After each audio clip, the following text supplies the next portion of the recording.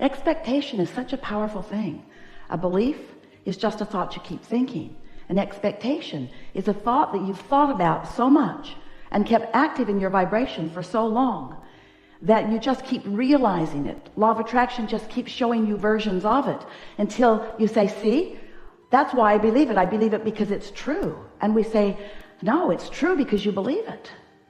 You say, no, I'm sure that I believe it because it's true. I've been a collector of information, Abraham. I've been living my life and I'm just not good at that. Or these things that I want just don't come to me. And we say, but the reason they don't is because you think they don't. And you say, yeah, but I think they don't because they don't. And we say, yes, but they don't because you think they don't. You say, no, I didn't think they wouldn't until they didn't. And since they aren't coming, now I think they're not coming.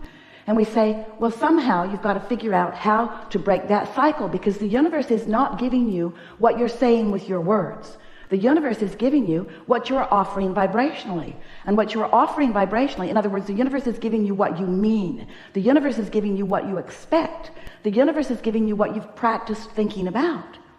And so we get it, that it's not the easiest thing in the world. In fact, it might be one of the hardest things in the world to think differently than what is. Because you have become so very good in your observation of what is, in your assessment of what is, in your restating of what is, in your documenting of what is, in your regurgitating of what is, in your seeing, hearing, smelling, tasting, touching, in your physical translation of what is feels pretty solid to you. But we want you to know it isn't solid, it's changing all the time. But in many cases, it's just changing to more of the same because that's what you're thinking about. Do you get that? It's not holding steady. It's changing to your current expectation. But if your current expectation is just like the one you had yesterday and the one you had the day before and the one you had the day before, then it holds steady and you say, see, that's why I believe it. I believe it because that's how it is. And we say, no, it is because that's what you believe. Oh, Abraham, not that again, please, not that again. So we want to help you to realize that you are so much more than this physical being that you know as you, this magnificent physical being that you know as you, that you are an extension of source energy, and that source energy part of you exists even now. All of you didn't come forward into this personality. The larger part of you remains as this eternal consciousness, non-physically focused, pure positive energy. But here you are in this body, in this personality, and most important, in this current opinion, in this belief, in this expectation. Here you are offering a vibration that law of attraction is responding to. But the most important thing to realize about that is that the reason that you feel the emotions that you feel is because that inner being part of you, that source energy part of you, that non-physical part of you, that eternal, always eternally being part of you is having right here, right now, an opinion right here, right now about the very same thing that you're having an opinion about right here, right now. In other words, when you see that guy and you just hate that guy, so annoying in this way and this way and this way, the reason that you feel the discomfort that you would call hatred or whatever it is that you're feeling is because the source within you feels differently. Once we got Esther's attention about that, she said to us a few hundred times, Abraham, you clearly need more information about this. I'm sure if you knew what I know, you would not be sitting on your airy fairy cloud. If you knew what I know, you would feel about this like I feel about this. And it took a while for Esther to come to understand that we don't go there. And when she does, she feels the separation is too strong a word, but she feels the vibrational variance between who she really is and who she's allowing herself to be in that moment. And that discord is really what we want to talk about, because this gathering is about the art of allowing alignment rather than discord. The art of being tuned in, tapped in, turned on to who you really are, rather than being separated is too strong a word, but you can pinch yourself off pretty good from who you really are and what you really know. So over time, I've been talking with you about who you are. You are so important to the equation of the eternal expansion that we all are. You said, I'll go into this physical experience and I'll explore and I'll see, I'll hear, I will experience the contrast, the variety. And out of it, I will come to my personal conclusions about what I personally prefer. And the reason that you did that so clearly, you knew that so clearly before you got here, is because you understood that the whole purpose of the variety is for choosing. You said, I'll make choices that are important to me. And you knew that in doing that, you would launch rockets of desire, that you would send out vibrational rockets, because you weren't even considering your vocabulary in those days. You knew that you were an emanator of perspective, that you would emanate with clarity whatever it was that you were giving your attention to. And when you know what you don't want, you emanate a rocket of what you do want. And we said, and we will remain here, non-physically focused, free of all resistance of a physical nature. And when you send off a rocket of something you prefer, we will hold steady to that rocket, and we will hold firm to the equation that you are establishing moment by moment. And as you evolve because of this time-space reality, so will we. And we will hold to the expansion that you carve out. And you said, okay. Sounded really good to you, because you knew that as we held to that expansion, that you would be able to tell in every moment by the way you feel how close to your expanded version you are holding, or how much you have deviated from it, you see. So your emotions let you know. If you're feeling wonderful, that means you've launched lots of rockets of desire, and you are in this moment not offering a thought, belief, or expectation that contradicts the desire that you hold. You're right up to speed with who you are. And in that moving with the flow of who you really are, you feel elation, you feel passion, you feel exhilaration, you feel really good, you feel love and appreciation, you feel joy.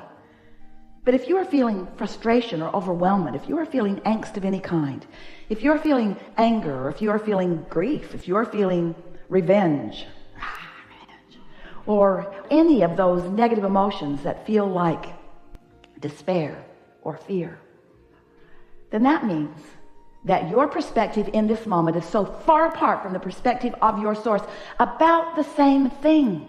That's the most important thing to understand. It isn't that we are focused upon something entirely different and that's why we feel good. We're focused upon what you're focused upon and we feel good. And that is, no matter how you try to figure it out, what unconditional love really is.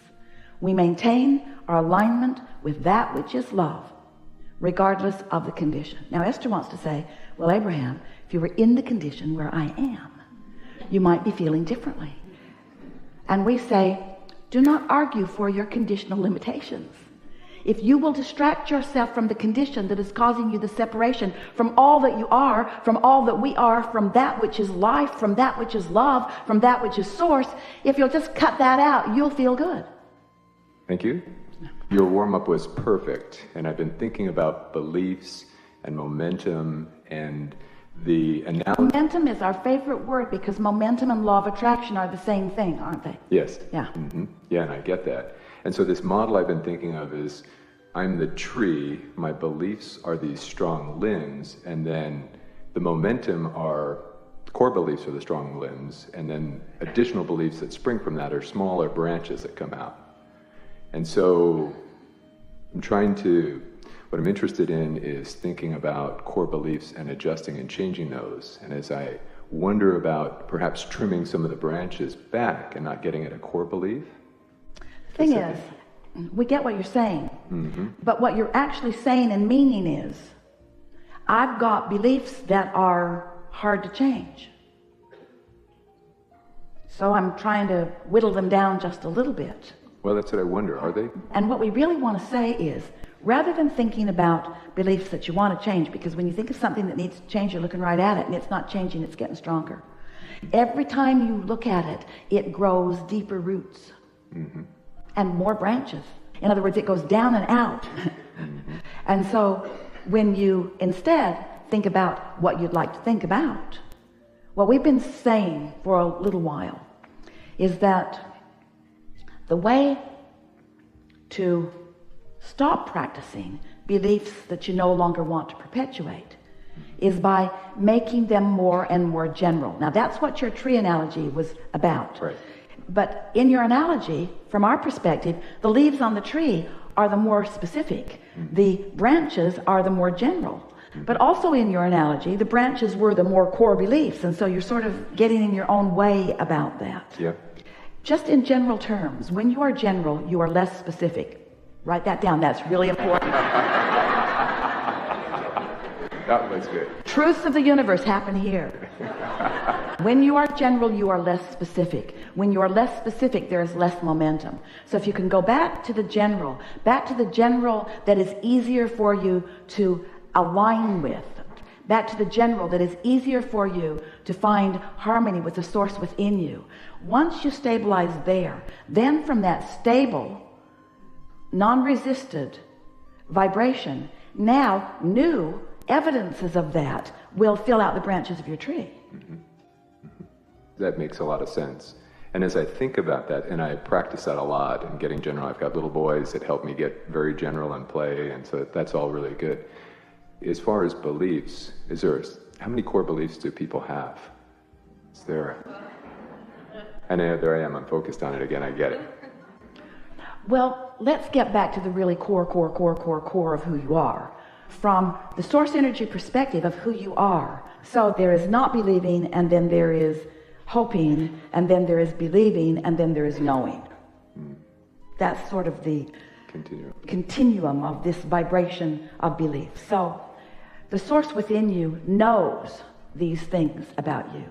And if you want to talk about core beliefs, we think these are the beliefs that we would be focused upon. You are worthy beyond description. And you are brilliant beyond description. You are good. You are source. That is your core. And every bit of moving from that is a flawed premise and a distortion. So there are so many things that humans focus upon out here in the physical world that contradicts their core beliefs. Now, there are many more we can go for. A core belief, a source energy, core belief is that all really is well. Yeah. That we are eternal beings. So think about how many things that you might stumble across in a day that contradict that knowing that the source within you holds, that well-being does abound. So maybe it would be easier for you to just say, well, I've got one core belief, and that's in well-being. And anytime I deviate from that, then I get crossways of what the source within me really knows. So then you take that knowing that source within you holds, knows, is, and understand that source, inner being, whatever you want to call it, is focused right here out on the leading edge with you, right here in the moment where you're doing whatever it is you're doing, with all of that knowing, that core believing, that opinioning, all of that focused right here with you. And you can tell in every single moment what your deviation of that core is. You can just tell. So we really want to say to you, we don't want to be impertinent, but we sort of kind of do. We want to be so blunt. What difference does it make how many different ways you all have figured out to deviate from the core premise of well-being? In other words, because when you start counting them, those are the things that you're counting. There's just a belief in well-being, a knowing in well-being, an expectation of well-being. And you know what? Well-being continues and continues and continues. Find any little piece of anything that feels good and give it your undivided attention and call it my core belief for today. My core belief for today. Things are always working out for me. In what way, in this moment, can the universe demonstrate to me the goodness that is me, the clarity that is me, the love that is me, the worthiness that is me?